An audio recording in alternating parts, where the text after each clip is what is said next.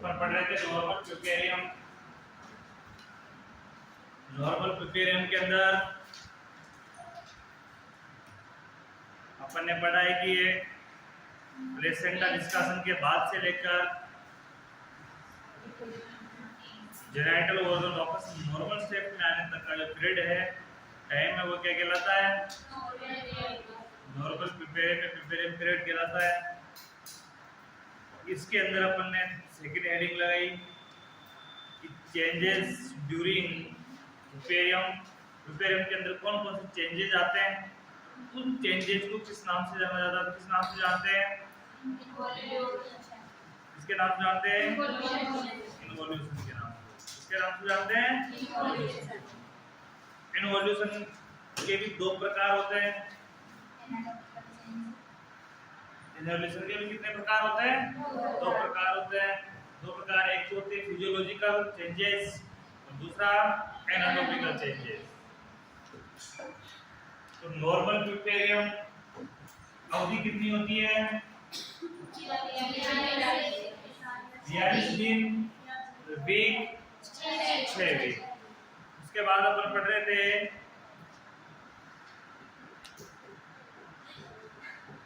Involution. Involution के कितने type होते हैं? इन्वोल्यूशन के कितने टाइप है? 2 टाइप। 2 टाइप्स में पहला टाइप कौन सा है?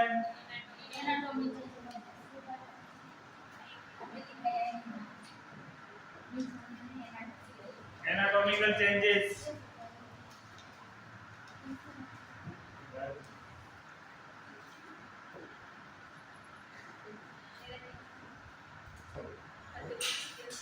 सेकंड है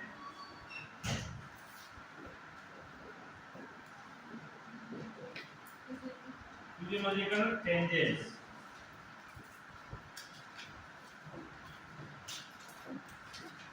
इसके अंदर से अपन पहला पढ़ रहे थे एनाटॉमिकल चेंजेस। क्या पढ़ रहे थे? Anatomical changes. एनाटॉमिकल चेंजेस में एनाटॉमिक चेंजेस है। दूसरा फिजिकल जो चेंजेस है, फिजिकल चेंजेस के भी बहुत सारे पार्ट है। फिजिकल जो चेंजेस है इसके बहुत सारे पार्ट है। इसका पहला पार्ट है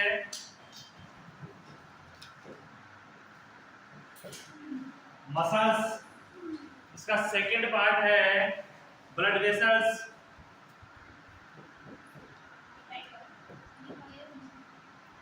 second part blood vessels.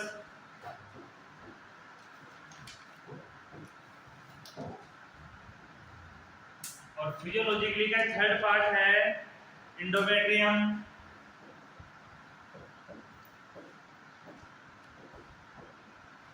Endometrium endometrium के बाद लास्ट इसका पार्ट है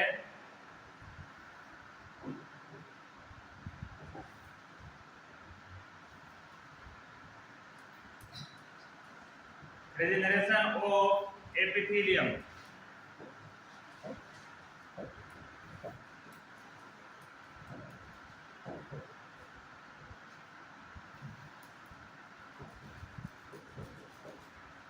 epithelium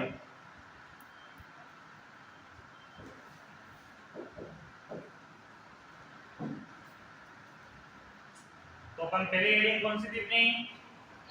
anatomical changes. Anatomical changes में अपन ने क्या पढ़ ली है कि यूट्राइन कैविटी की लंबाई, चौड़ाई और मोटाई प्रेगनेंसी के दौरान तीनों बढ़ी हुई होती है। क्या होती है? प्रेगनेंसी में तीनों बढ़ी हुई होती है। लंबाई कितनी होती है? लगभग। चौड़ाई और मोटाई और उसका वेट कितना होता है? और नॉर्मल प्रेगनेंसी से पूर्व है, प्रेगनेंसी से पहले यूट्राइन कैविटी का शेप कैसा होता है? तो ये तीनों चीजें उसमें क्या होगी? कम होगी। तो उस समय लंबाई कितनी होती है? चौड़ाई कितनी होती है? और मोटाई कितनी होती है? इस समय वेट कितना होता है? 60 ग्राम। 60 से 80 ग्राम तक नॉर्मल होता है। 60 ग्राम उसका वेट होता है। आगे लिखना इसी में कंटिन्यू।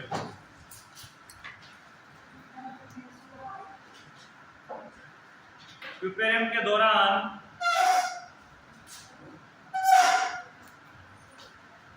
प्यूपेरियम के दौरान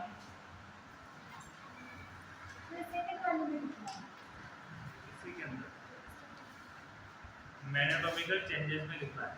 कंटिन्यू।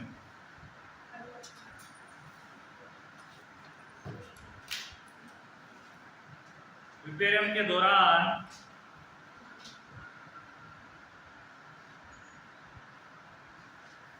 गर्भाशय का वह भाग, यूटेरस का वह भाग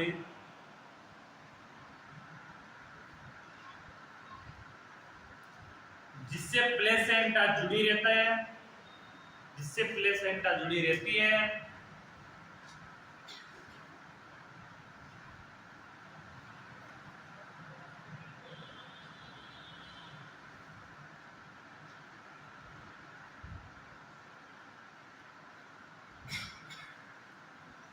ये भाग आरंभ में,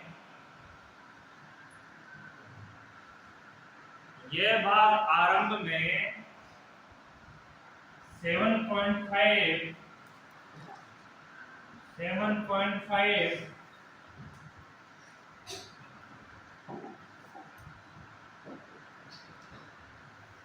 सेंटीमीटर लंबाई में फैला होता है।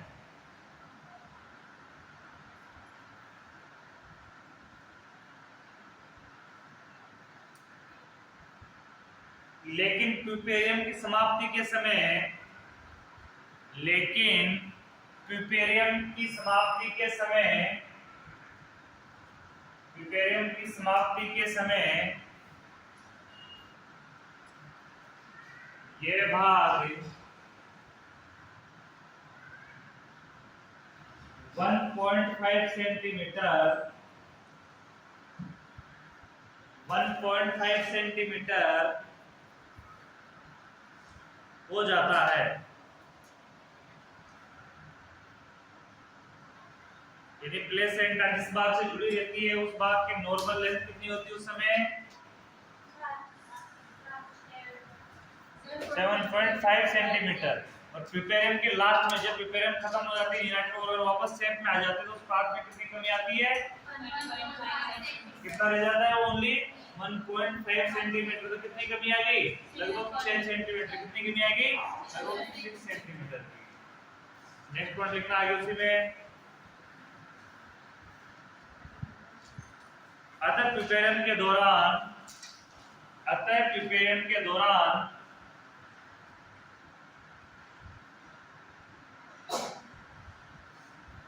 यूटेरस के आकार में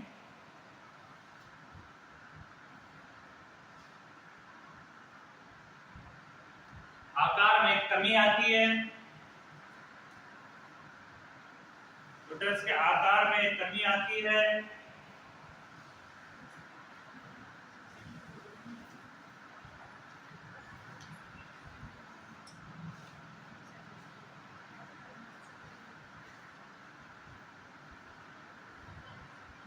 lower uterine segment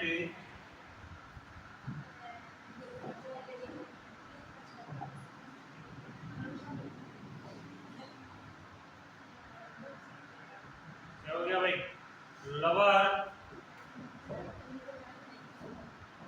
lower uterine segment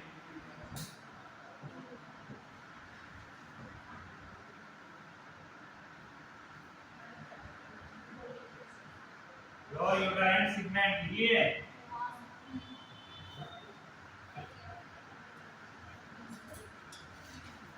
की मोटाई में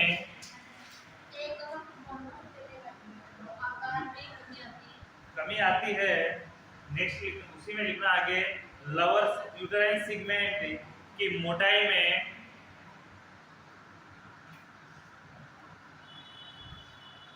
कमी आती है।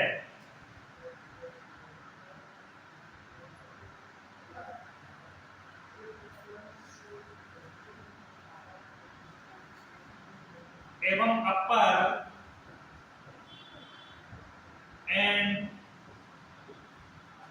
लोअर यूटेराइन सेगमेंट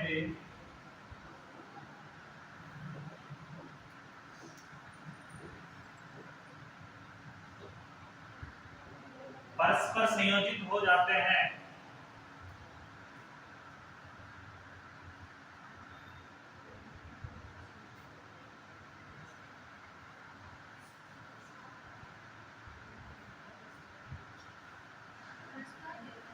संयोजित हो जाते हैं, संयोजित हो जाते हैं।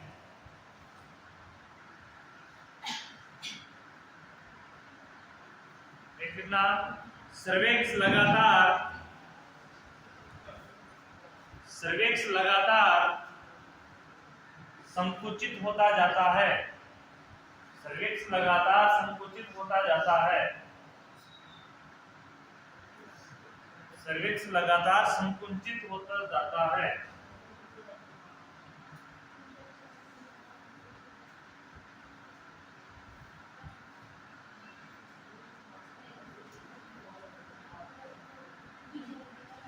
सेकेंड लगाओ फिजियोलॉजिकल चेंजेस। क्या हो गया?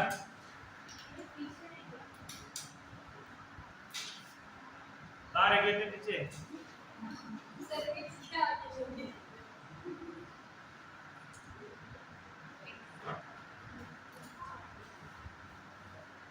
नेक्स्ट हेडिंग कार्य के परिवर्तन या फिजियोलॉजिकल चेंजेस। सेकेंड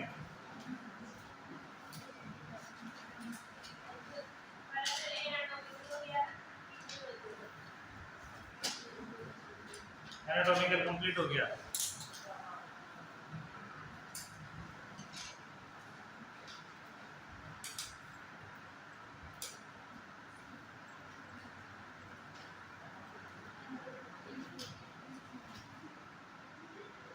इसके अंतर्गत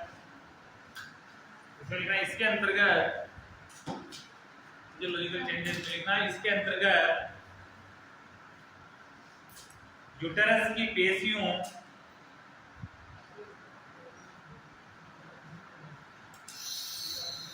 ब्लड आपूर्ति, यूटेरस की पेशियों ब्लड आपूर्ति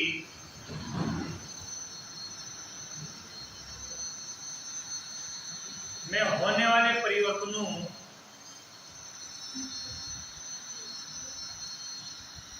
का अध्ययन किया जाता है।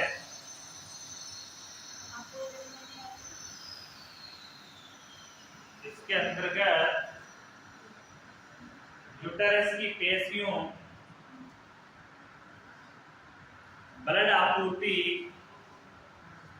एवं ब्लड आपूर्ति में होने वाले परिवर्तनों का अध्ययन किया जाता है।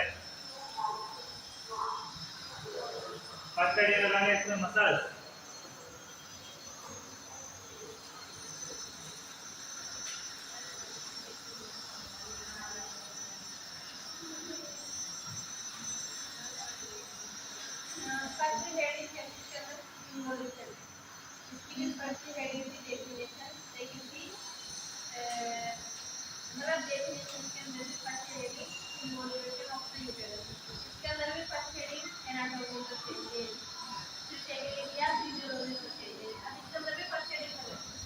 लगाने पड़ेंगे, इसके मसल चेंजेस कितने पड़ेंगे सारे।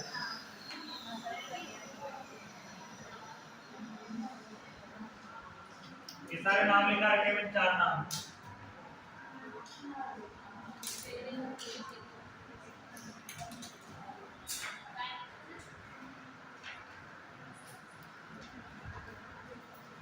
यूटेराइन मसल्स सामने लिख रखी है मैंने, बता भी दी पहले। हाँ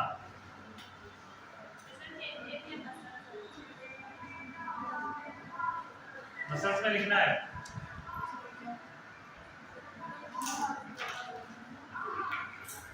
यूटेराइन मसल्स, यूटेराइन मसल्स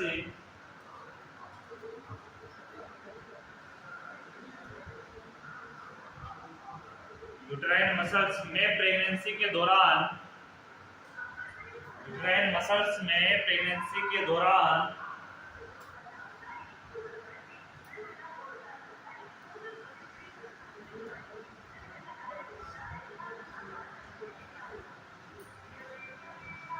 संख्या व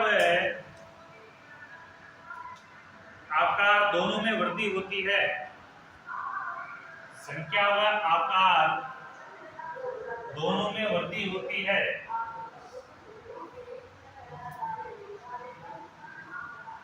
यूट्राइन मसल्स प्रेगनेंसी के दौरान, यूट्राइन मसल्स में प्रेगनेंसी के दौरान संख्या व आकार दोनों में वृद्धि होती है।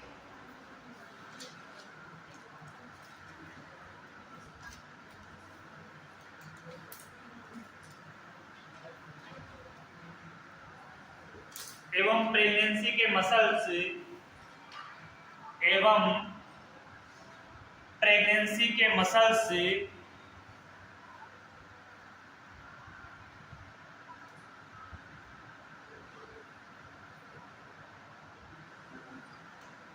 सबसे बड़ी मसल्स होती है। प्रेगनेंसी की मसल्स सबसे बड़ी मसल्स होती है।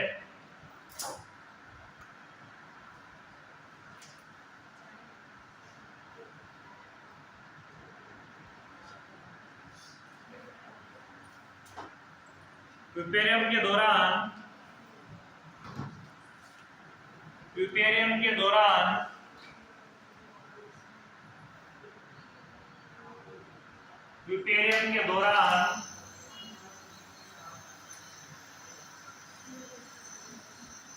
यूट्राइन मसल्स के आकार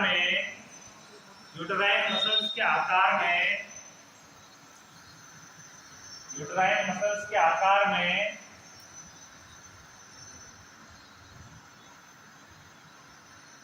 कमी आती है।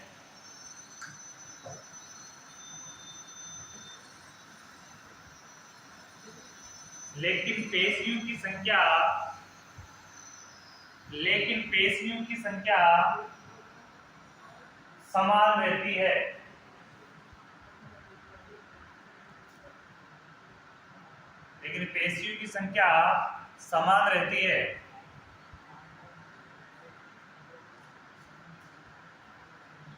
अब सेकंड पढ़ रहे थे अपन फिजियोलॉजिकल चेंजेस का मतलब क्या होता है? एक तो फिजिकल का मतलब क्या हो गया? फिजिकल यानी शारीरिक। इसमें भी क्या पढ़ रहे हैं अपन? शारीरिक मसल, शारीरिक के बारे में पढ़ेंगे। यूट्राइन कैविटी का शरीर कैसा है, उसमें क्या परिवर्तन आते हैं, क्या चेंजेस आते हैं। एनाटॉमिकली चेंजेस अपन ने पढ़ लिया, एनाटॉमी के साथ उसमें क्या चेंज आते हैं, और शारीरिक तौर पे फिजियोलॉजिकल चेंजेस कौन-कौन से आते हैं। तो फिजियोलॉजिकल चेंजेस में सबसे पहले चेंजेस पढ़ा अपन ने मसल्स। तो मसल्स में अपन ने एक चीज पढ़ा कि यूट्राइन मसल्स प्रेगनेंसी के दौरान उसकी संख्या में भी बढ़ोतरी आती है और उसके आकार में भी बढ़ोतरी आती है। अब आकार तो धीरे-धीरे प्यूपेरियम के दौरान कम हो जाता है, लेकिन उसकी संख्या एक बार बढ़ गई है वो कम नहीं होती है। यानी मसल्स की जो संख्या एक बार बढ़ गई है शरीर में, उनमें कमजोरी आएगी, वो कमजोर हो जाएंगे, पतले हो जाएंगे। तो पतले होने के साथ साथ उनके आकार में कमी आ जाएगी, लेकिन उनकी संख्या कम नहीं होती है। ठीक है। दूसरी कंडीशन, यूट्राइन मसल्स लार्जेस्ट हो जाते हैं, यानी कि बड़े हो जाते हैं। यूट्राइन मसल्स, क्योंकि यूट्राइन पूरी क्या है? Muscular body. यूट्राइन की पूरी बॉडी क्या है? Muscular body. तो मस्कुलर बॉडी है तो मसल्स बढ़ेंगे, तो मसल्स बढ़ेंगे तो लार्ज मसल्स होगा, यानी कि बढ़ोतरी होगी, उसका वेट बढ़ेगा, तो मसल्स क्या हो जाएगा? उसका लार्जेस्ट हो जाएगा। लार्जेस्ट होने का मतलब लगभग 1 किलो का हो गया है। कितना हो गया है? 1 किलो का। लेकिन उसकी जो मसल्स में ग्रोथ हुई है, वह ग्रोथ आकार में तो कमी आएगी, लेकिन उनकी संख्या में कमी नहीं आती है। आकार में कमी आती है, आकार में कमी आने के कारण वापस का वेट कितना रह जाता है? 60 से 80 ग्राम का रह जाता है कम होके। इसलिए इनके आकार में तो क्या आती है? कमी आती है, लेकिन इसकी संख्या में समान रहती है। संख्या इनके समान रहती है। जो भी यूट्राइन मसल्स बन गए वो समान अवस्था में रहेंगे। सेकंड लिखना इसमें ब्लड वेसल्स।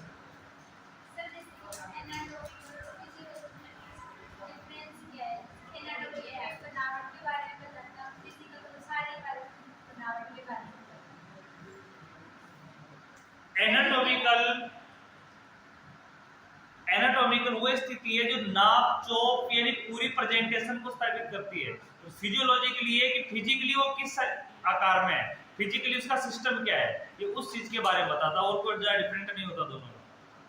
एनाटॉमी के हिसाब से बताती है, शारीरिक के हिसाब से बताती है, फिजियोलॉजिकली के हिसाब से बताता है।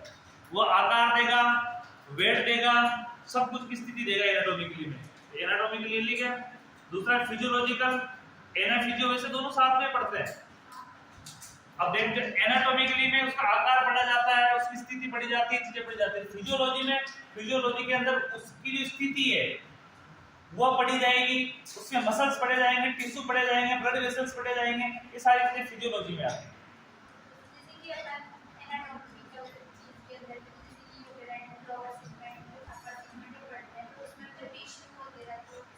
टीसी कहाँ पढ़ते हैं उसकी?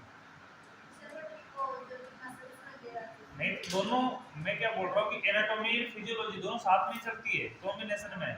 एक में बड़े रूप में पढ़ रहे हैं, एक में अपन बारीकी रूप में पढ़ रहे हैं। सेल, टिश्यू, ब्लड ये हमेशा फिजियोलॉजी में पढ़ा जाता है, इनको कभी एनाटॉमी में पढ़ ही नहीं सकते आप, है ही नहीं एनाटॉमी में। ब्लड उसमें पढ़ेंगे अपन, मिनरल्स फिजियोलॉजी में पढ़ेंगे अपन, सेल्स फिजियोलॉजी में पढ़ेंगे, वेसल्स में पढ़ेंगे। कार्डियो, कार्डियो का सिस्टम एनाटॉमी में पढ़ेंगे, लेकिन कार्य सारे सिस्टम के फिजियोलॉजी में पढ़ेंगे। तो दोनों एक दूसरे में एनाफिजियो दोनों साथ में चलती है। सेकेंड में ब्लड वेसल्स,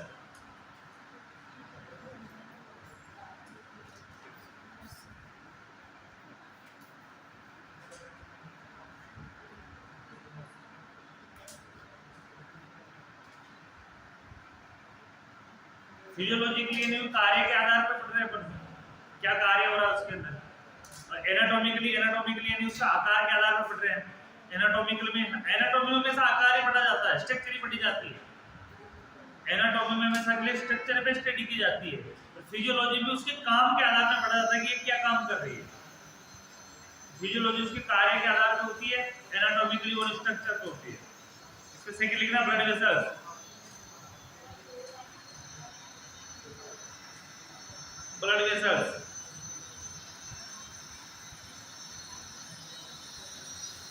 प्यूपेरियम के दौरान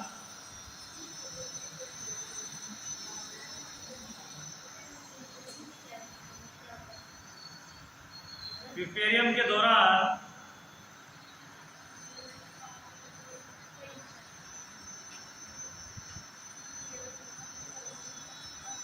आर्टरीज यानी धमनियां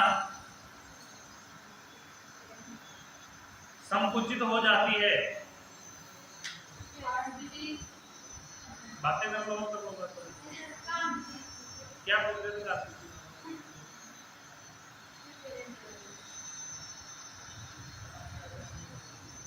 प्यूपेरियम के दौरान आर्टरी संकुचित हो जाती है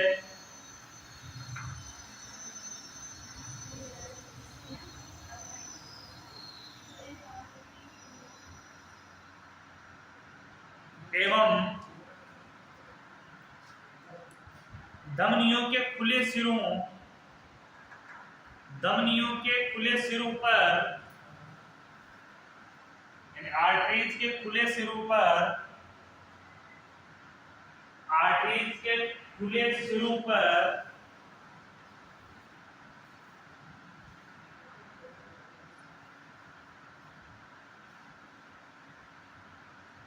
ब्लड के थक्के का निर्माण हो जाता है, ब्लड के थक्के का निर्माण हो जाता है।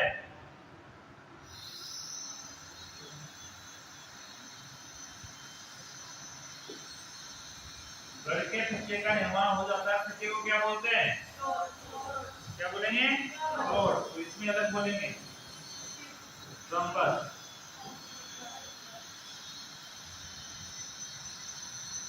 थ्रम्बस का निर्माण हो जाता है। ब्लड क्लॉट एबनॉर्मल में होता है। ब्लड का जो क्लॉटिंग कंडीशन है ना, एबनॉर्मल में होती है, कभी ओपनिंग में नहीं होती है वो।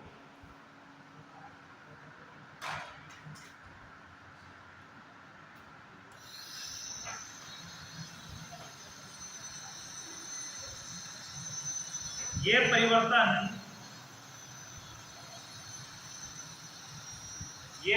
मुख्यतः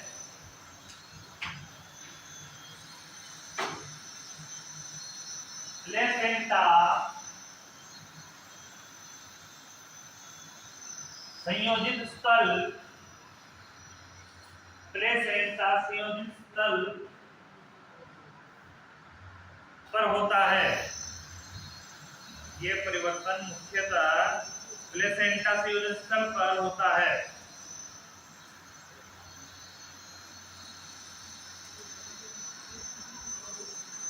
एवं नष्ट हुई ब्लड वेसल्स के स्थान पर ब्लड वेसल्स के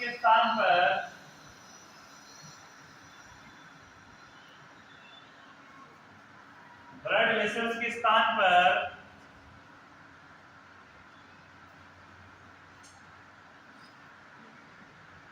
नई ब्लड वेसल्स का निर्माण होता है।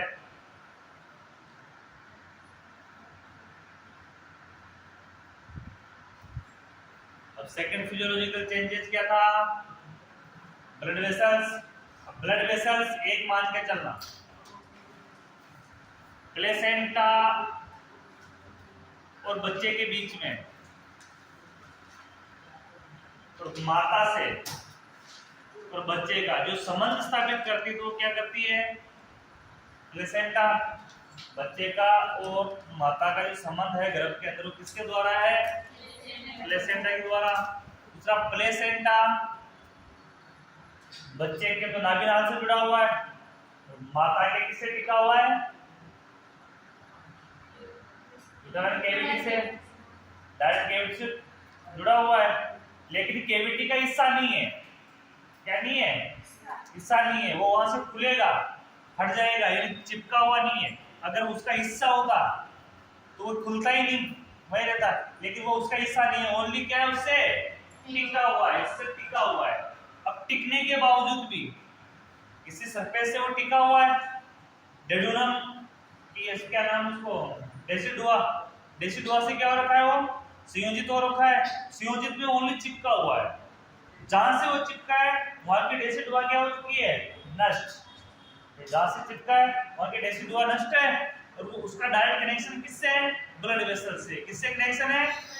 ब्लड वेसल से। अब एक मान के चलते प्लेसेंटा हट जाता है तो ब्लड वेसल्स तो वहीं रहती है। प्लेसेंटा क्या लेता है? ब्लड वेसल से ब्लड देता है। प्लेसेंटा किसका फिल्टर करेगा? ब्लड का ही करेगा। न्यूट्रिएंट भी किससे लेगा? ब्लड से लेता है। तो ब्लड वेसल से प्लेसेंटा क्या लेता है? अरे प्लेसेंटा माता के शरीर से ब्लड लेगा, उससे न्यूट्रिएंट लेगा। तो ब्लड डायरेक्ट आ रहा है तो कहां से वो क्या आ रहा है? वेसल्स के द्वारा आ रहा है। अब प्लेसेंटा हटने के बाद जो वेसल्स है वो तो ओपन ही रह जाएगी ना, सारी ओपन रहेगी। उनसे क्या होने लग जाएगा? ब्लीडिंग होने लग जाएगी। लेकिन नहीं, उस समय फिजियोलॉजिकली जो उसका अलग होने से पहले फिजियोलॉजिकली चेंजेस होते हैं, और चेंजेस क्या करते हैं? उनकी वेसल्स की जो ओपनिंग है, उसमें क्या कर देता है? ब्लड क्लॉट कर देता है। क्या कर देता है? ब्लड क्लॉट कर देता है। अब जब ब्लड क्लॉट हो गया तो ब्लड क्लॉट को किस नाम से जानेंगे? किसके नाम से जानेंगे? थ्रोम्बस के नाम से। थ्रोम्बस हो गया, क्लॉट हो गया। अब क्लॉट होने के बाद वहां की मसल्स क्या, वहां की जो मांसपेशियां ब्लड वेसल्स है, एक बार क्लॉट होने के बाद वो क्या हो जाती है? नष्ट हो जाती है। क्या हो जाती है? नष्ट हो जाती है। नष्ट होने के बाद दोबारा नई ब्लड वेसल्स का निर्माण होता है। क्या होता है? नई ब्लड वेसल्स का निर्माण होता है। ये पढ़ने पर पढ़ा है, ये चीज पढ़ा है ना, वापस से देख लो, समझ में आना चाहिए।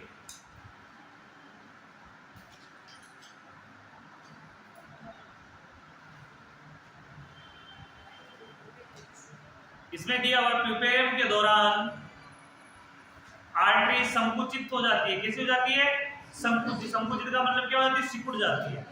इसका मतलब क्या है? सिकुड़ जाती है। ये धमनियों के खुले सिरे, इनके जो ओपनिंग जो माउथ है उसमें क्या हो जाता है? ब्लड क्लॉट हो जाता है, ब्लड जम जाता है, ब्लड का थक्का जम जाता है। उसको क्या बोलते हैं? यहाँ पे थ्रोम्बस। में क्या बोल रहे हैं?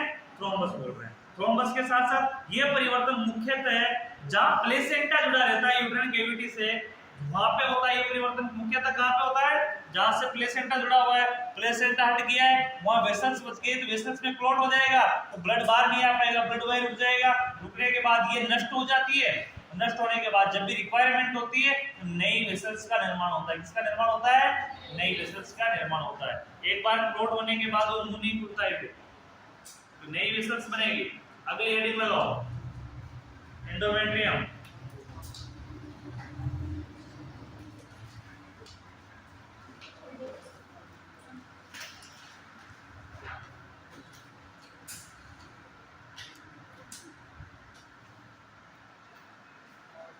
एंडोमेट्रियम,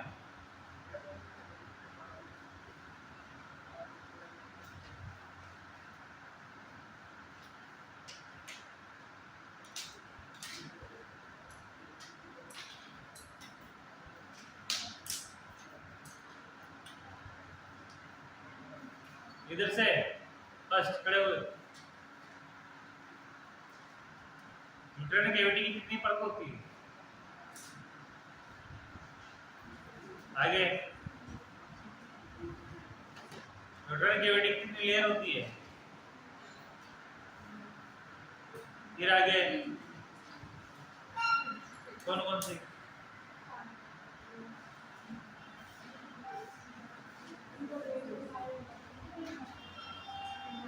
आगे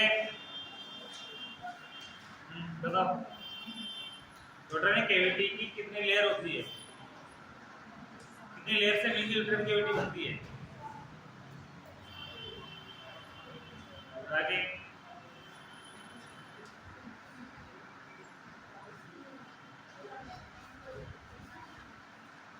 एंडोमेट्रियम, पेरीमेट्रियम, मायोमेट्रियम कितनी होती है?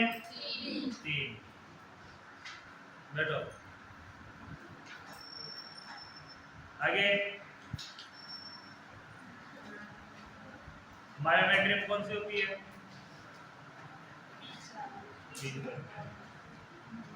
आंतरिक लेयर कौन सी होती है?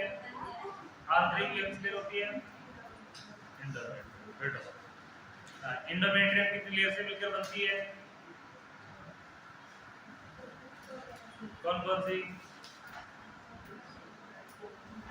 आप ही बता दो। आगे जो आपको बता रहे हैं उनको बेटा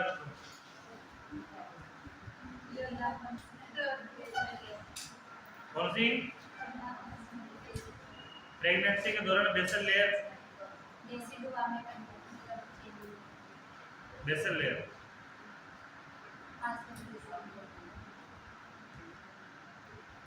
बेसल लेयर होती है। Very good. आगे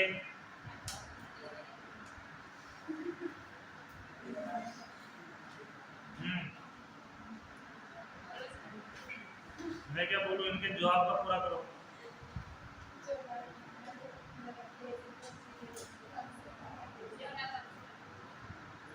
functional layer, residua of reverse कौन सी होती है?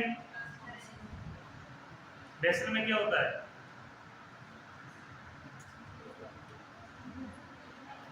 बेसल लेयर का काम क्या है?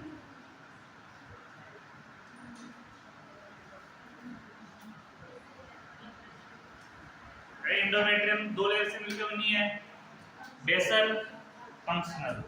तो बेसल लेयर का काम क्या है? किसको रिकवर करने में? फंक्शनल लेयर को रिकवर करने में। और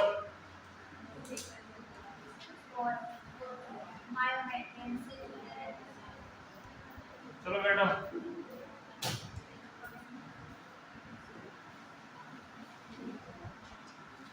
लिखो एंडोमेट्रियम।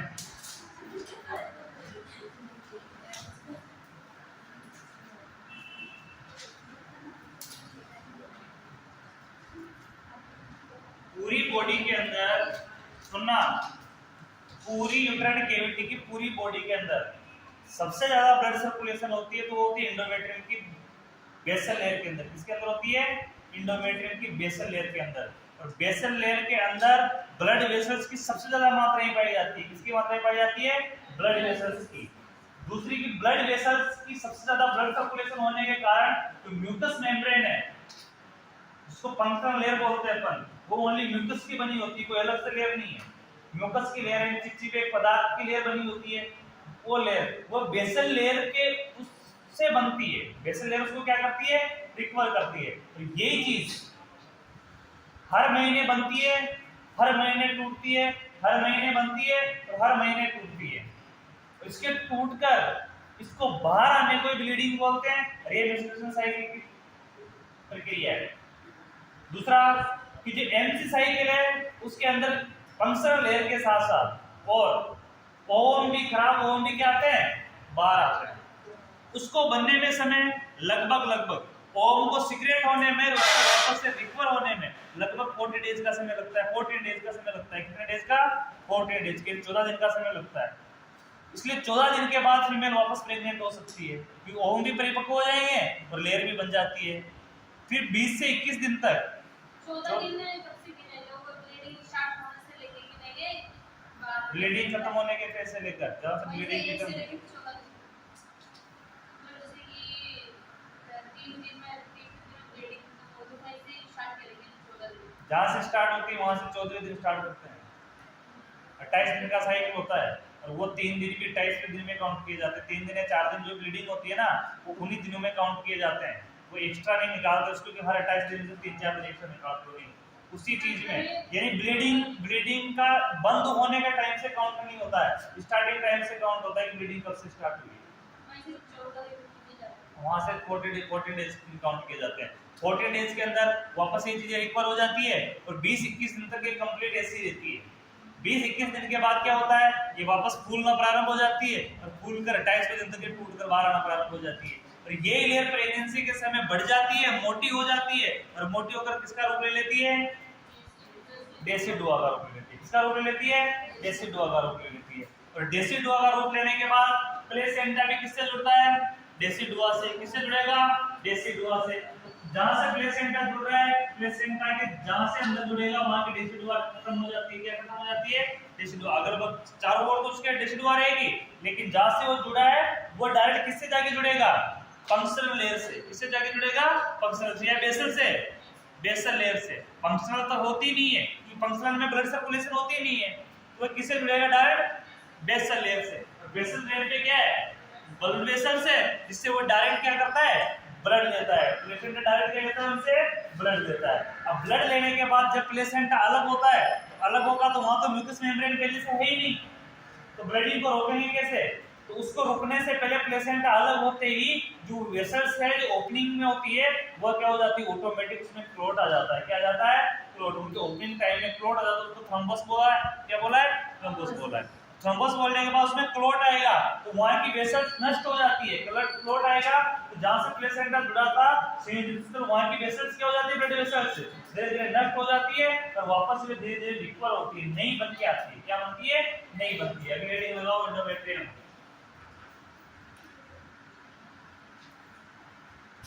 ये यूटेरस की सबसे आंतरिक परत है।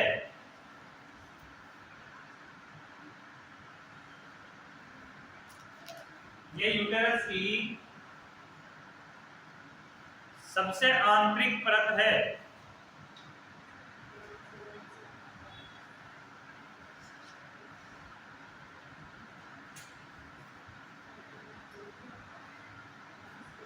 ये प्रेगनेंसी के दौरान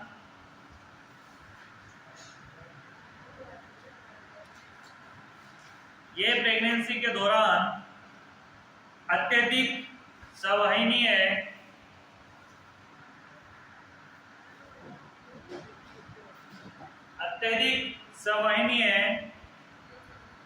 एवं मोटी हो जाती है।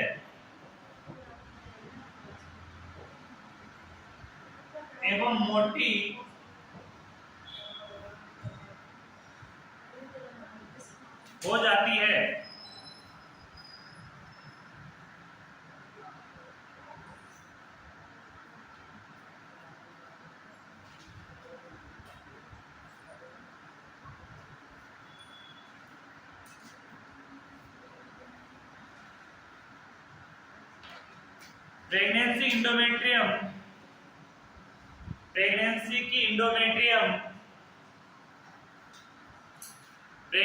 की इंडोमेट्रियम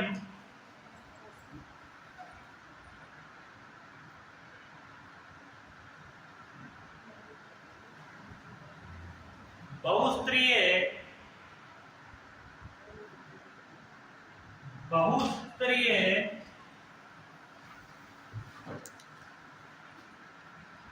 होती है बहुस्तरीय, यानी एक से अधिक स्तर वाली, एक से अधिक लेवल वाली बहुस्तरीय होती है।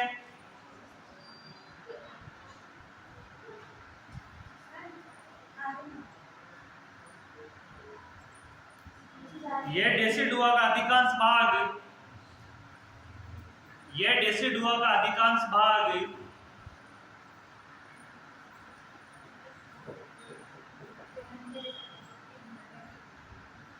ये डेसिडुआ का अधिकांश भाग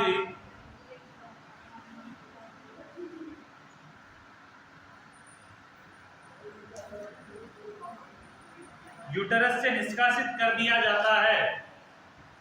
डेसिडुआ का अधिकांश भाग यूटरस से निष्कासित कर दिया जाता है।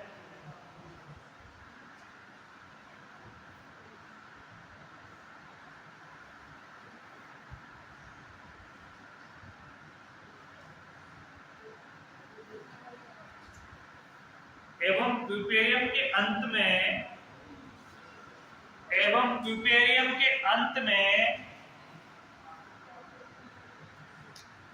एवं प्यूपेरियम के अंत में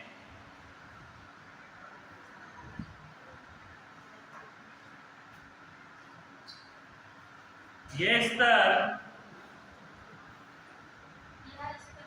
ये स्तर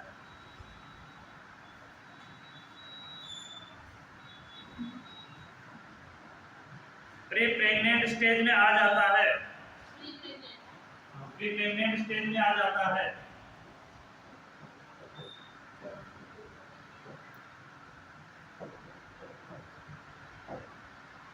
प्री प्रेग्नेंट स्टेज में आ जाता है।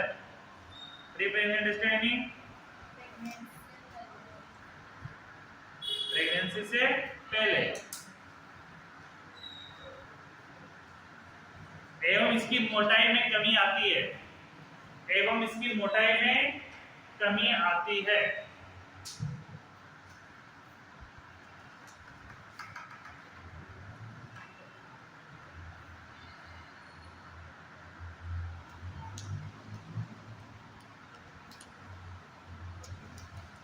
इस पे देखना, इंडोमेट्रियम की सबसे, यूट्राइन की सबसे आंतरिक लेयर कौन सी है?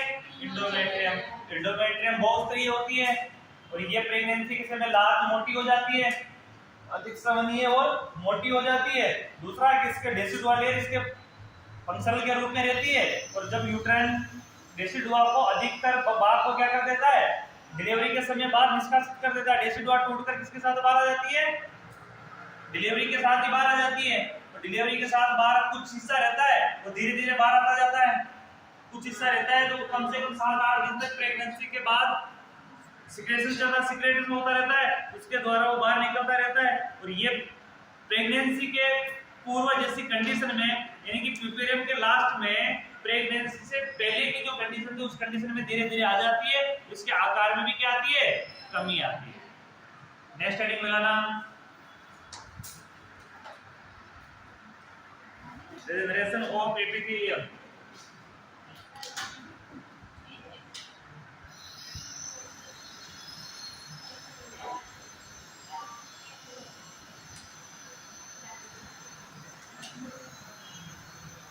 Generation of epithelium.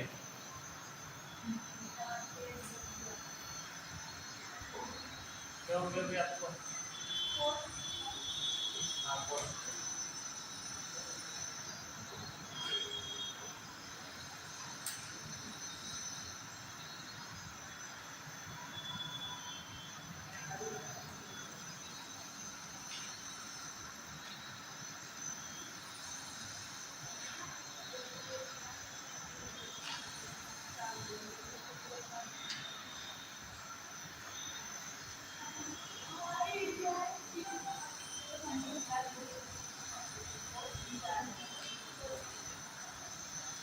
आगे लिखने इसमें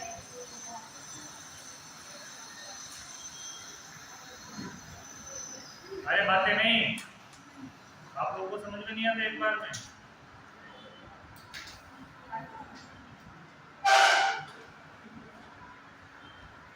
इसमें लिखना, फीटस के जन्म के समय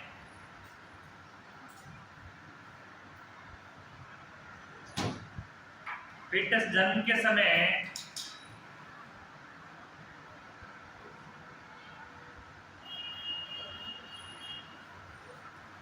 मेम्ब्रेन के निष्कासन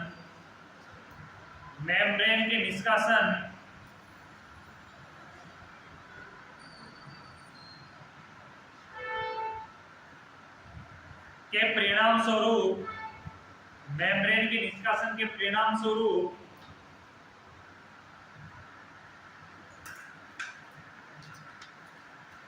यूटेरस की आंतरिक कला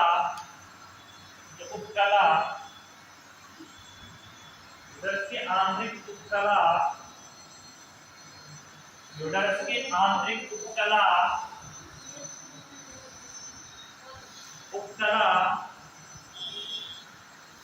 नष्ट हो जाती है। यूटेरस की आंतरिक उपकला नष्ट हो जाती है।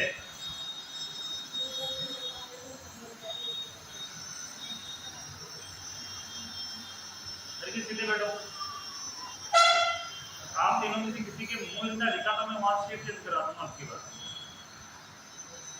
पूरी क्लास में आपके अलावा किसी की आवाज नहीं आई। क्लास को मजाक में लेना ही मत।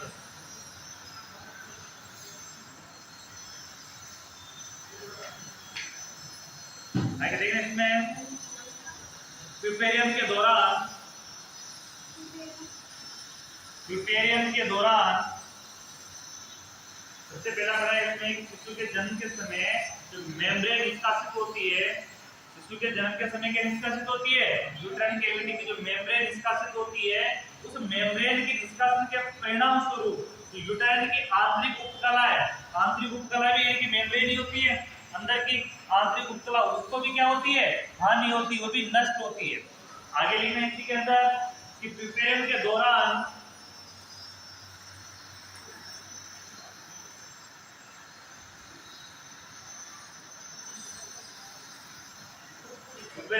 गर्भाशय की उपकला में यूटेरस उपकला में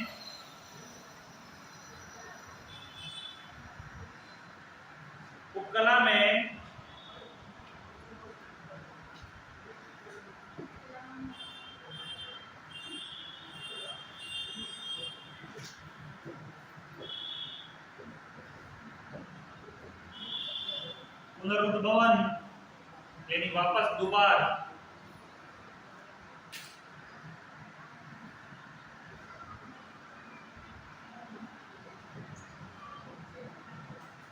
रिजेनरेशन और बोन को इंग्लिश में बोलते हैं रिजेनरेशन होता है, यानी कि उसका वापस से जो जिसका नुकसान हुआ उसका वापस का निर्माण होता है, वापस दोबारा उसका निर्माण होता है।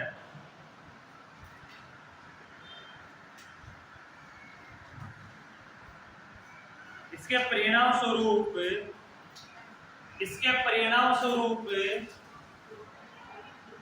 नवनिर्मित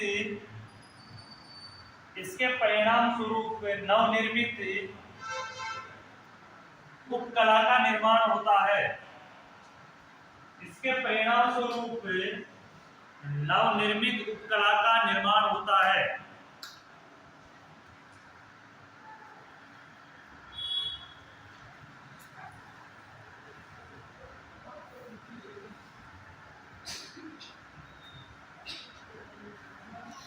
इसके निर्माण में लगभग 10 दिन का समय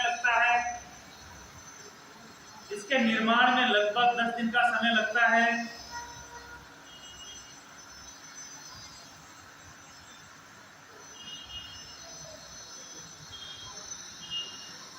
एवं संपूर्ण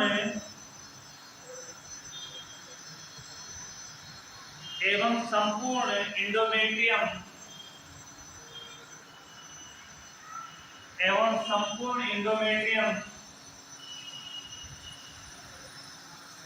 ग्रेजुएशन 16वें दिन पूर्ण हो जाता है।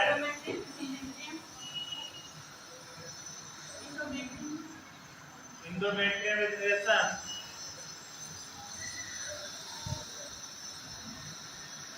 16वें दिन पूर्ण हो जाता है। 16वें दिन पूर्ण हो जाता है।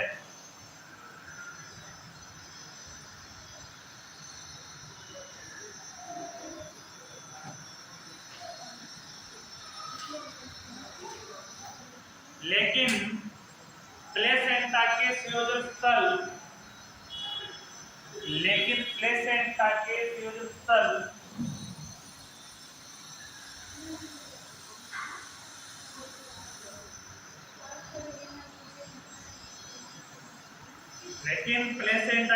स्थल का रिजनरेशन होने में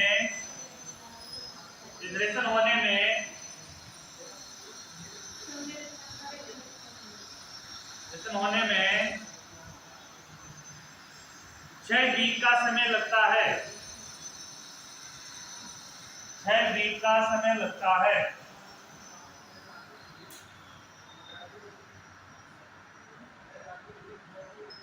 यानी सीधी सीधी लैंग्वेज में इसको समझना एक चीज कि जैसे डेसिडुआ टूटती है, मेम्ब्रेन टूटती है बच्चे के डिलीवरी के साथ साथ, उसके साथ साथ उसकी आंतरिक उपकला होती है, आंतरिक जो मेम्ब्रेन होती है वो भी नष्ट हो जाती है।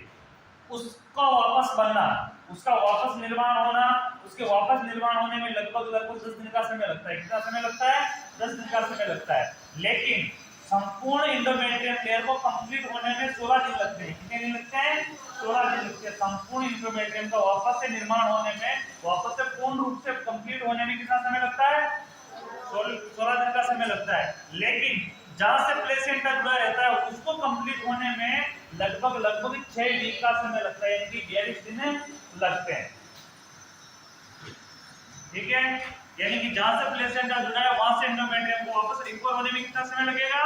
6 वीक का समय लगता है। अन्य नॉर्मल जो एंडोमेट्रियम लेयर है उसको बनने में कितना समय लगेगा? 16 दिन लगेगा। और ओनली जो मेम्ब्रेन है उसको बनने में कितना समय लगेगा? 10 दिन लगेगा। ठीक है, प्यूपेरियम के 10 दिन, यानी डिलीवरी के बाद के 10 दिन।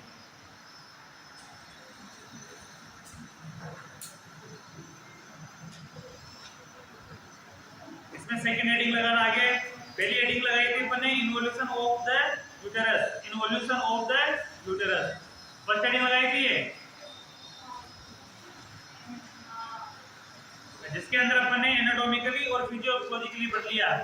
सेकंड हेडिंग लगाना involution of other organ, involution of other organ.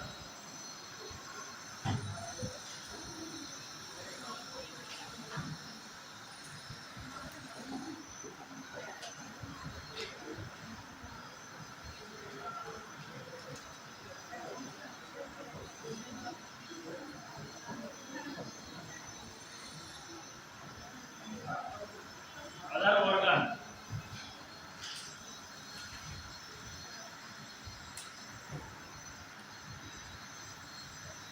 Involution of other organ.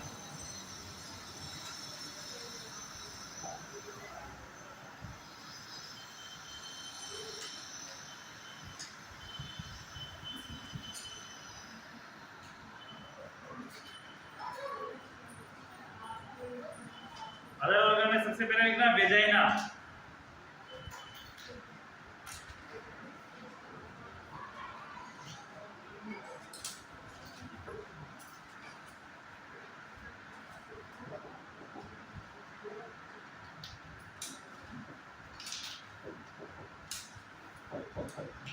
Vagina,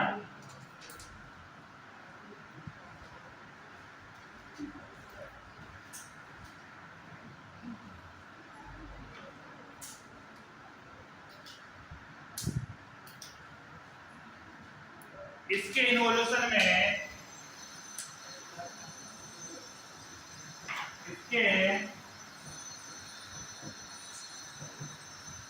involution में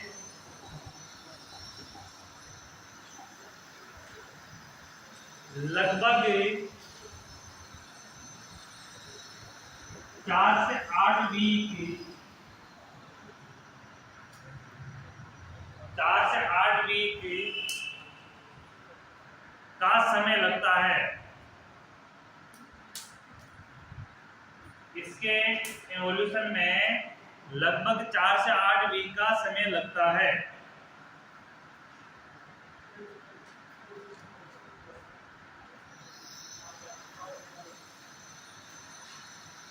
वेजाइनल मसल स्टोन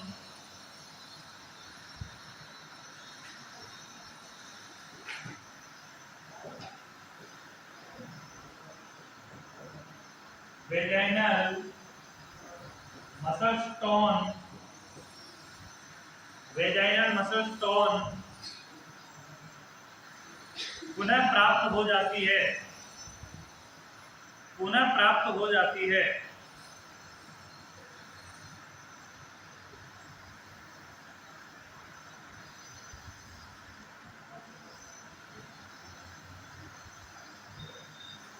लेकिन वर्जिनल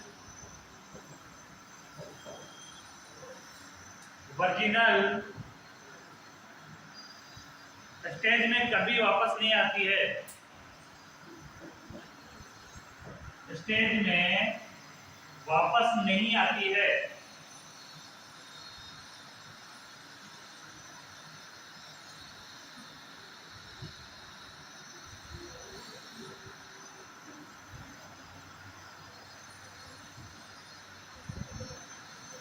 वर्जिनल का मतलब क्या होगा?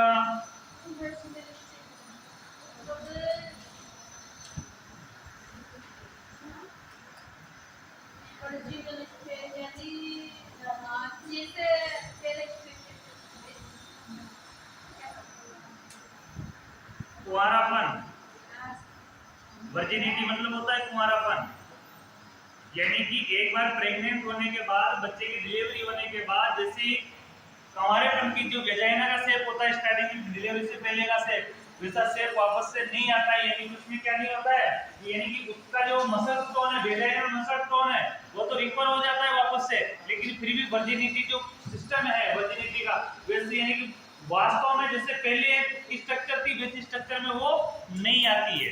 जैसे यानी कि पहले की स्ट्रक्चर थी उसमें नहीं आती, यानी कि वर्जिनल स्टेज में नहीं पहुंच पाती है। आगे लिखना इसी में इंट्रियोटस,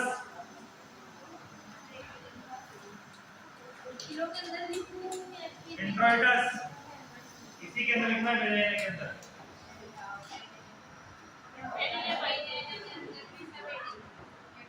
अरे सब हेडिंग नहीं, इंट्रोइटस लिखना है। हेडिंग के लिए तुम्हें बोल नहीं रहा, हेडिंग लगाओ। इंट्रियोटस हमेशा के लिए, इंट्रोइटस हमेशा के लिए पूर्व की तुलना में,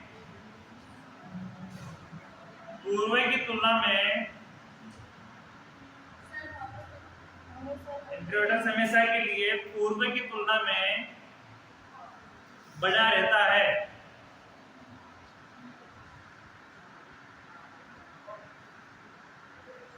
इंट्रोइटस का मतलब होता है वेजाइनल ओपनिंग,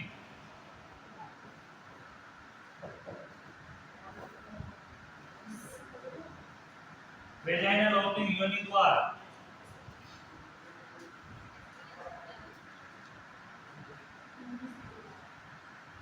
वेजाइनल ओपनिंग,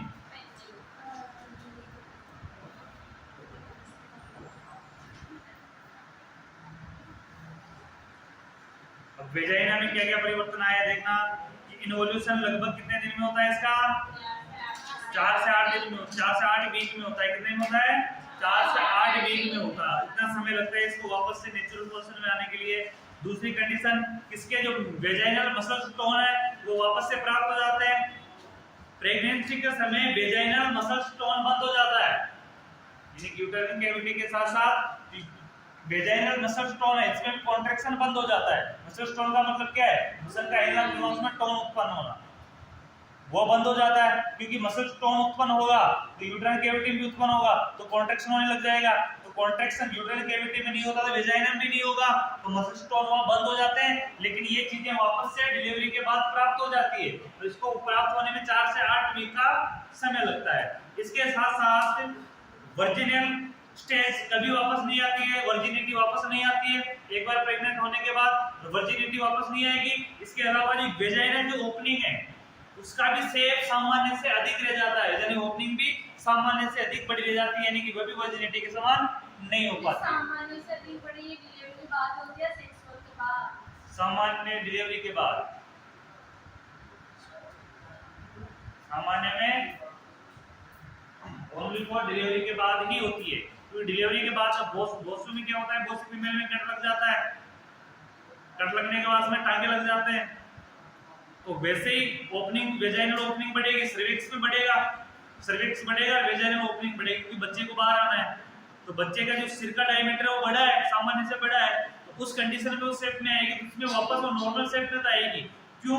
क्योंकि नॉर्मल शेप में आने के लिए, वेजाइना को नॉर्मल शेप में आने के लिए कोई ऐसा नहीं होता है, कोई इसमें चेंजेस नहीं होते। वेजाइना एक रबर जैसी स्ट्रक्चर से बनी हुई है, इसके जो मसल से कौन सी स्ट्रक्चर से बने हुए हैं, रबर जैसी। जैसे रबर को खींचते हैं और खींचते वापस छोड़ते वो अपनी सामान्य स्थिति में आ जाता है, वही कंडीशन वेजाइना का है। वेजाइना के इंटरनल जो मसल्स है वो सारे प्लास्टिक जैसे रबर जैसी कंडीशन में, यानी कि बच्चा बाहर आता है तो ऑटोमेटिक बढ़ जाता है, और बच्चा बाहर निकलने के बाद ऑटोमेटिक सामान्य स्थिति में आ जाता है। लेकिन जो उसकी ओपनिंग है, ओपनिंग के ऊपर तो स्किन होती है, ओपनिंग के ऊपर तो स्किन है, बाहरी स्ट्रक्चर आ जाती है बॉडी की, तो ओपनिंग सामान्य से अधिक रहती है, यानी कि जो प्रेगनेंसी से पहले की जो ओपनिंग थी उससे ज्यादा ओपनिंग रहती है, यानी कि वर्जिनिटी वापस नहीं आएगी, इस प्रकार ओपनिंग भी वापस नहीं आएगी।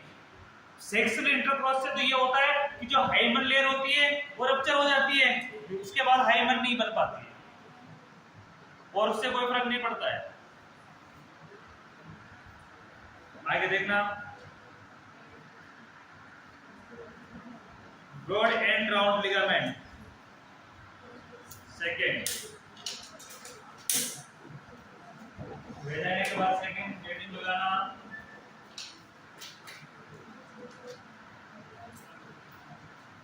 Broad and round ligament.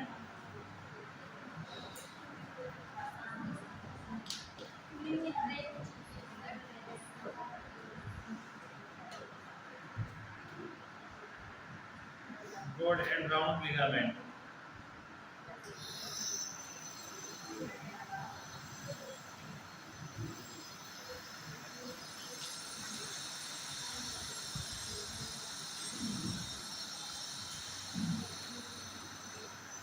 ये यूटेरस से संयोजित पेशियां होती है, ये यूटेरस से संयोजित पेशियां होती है, ये यूटेरस से संयोजित पेशियां होती है, यानी यूटेरल कैविटी से जुड़ी हुई पेशियां होती है।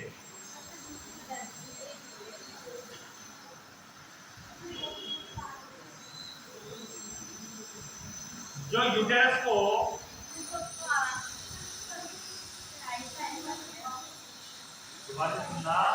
यह यूटेरस से संयोजित पेशियां होती है, ये यूटेरस से संयोजित पेशियां होती है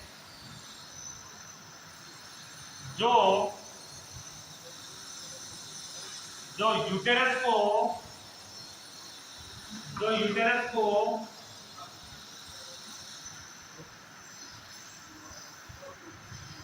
एब्डोमिनल में, यूटेरस को एब्डोमिनल में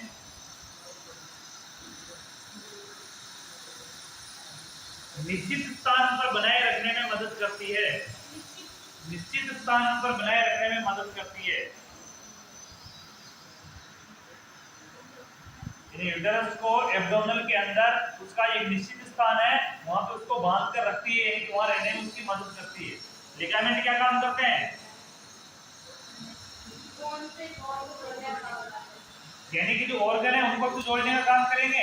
तो जैसे अपनी यूट्राइन कैविटी है वो एब्डोमेन में जिस जगह पे है उसी जगह पे उसकी रहने में मदद करते हैं, यानी उसको बांध के रखते हैं एब्डोमेन कैविटी के अंदर। आगे लिखना, प्रेगनेंसी के दौरान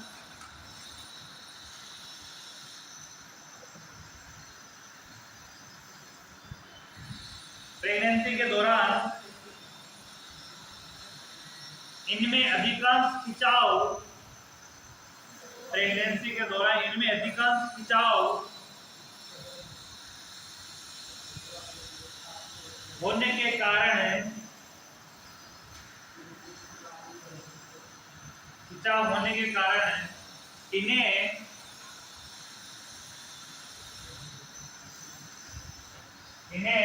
प्री प्रेग्नेंट स्टेज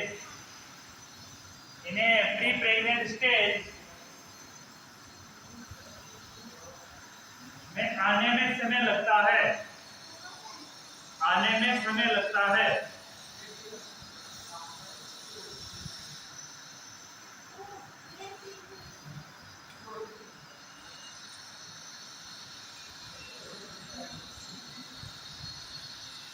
थर्ड लिखना पेल्विक फ्लोर।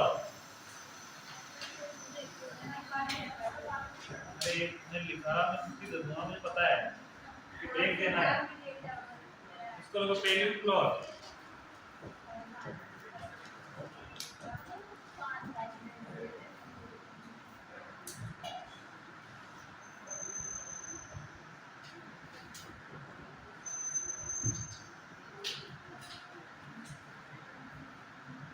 लेबर के दौरान, इसमें लिखना लेबर के दौरान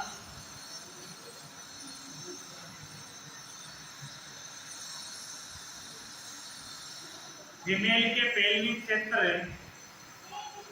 लेबर के दौरान फीमेल के पेल्विक क्षेत्र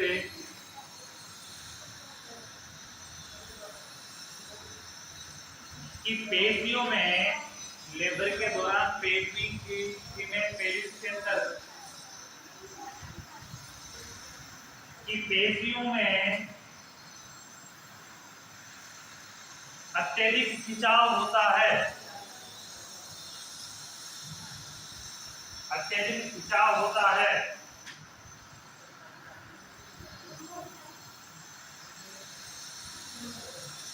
अतः इन पेशियों को सामान्य स्थान पर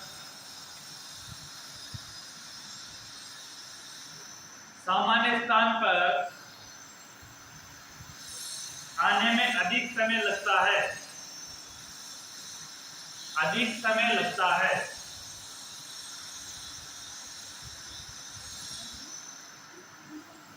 ठीक है, 10 मिनट का ब्रेक, उसके बाद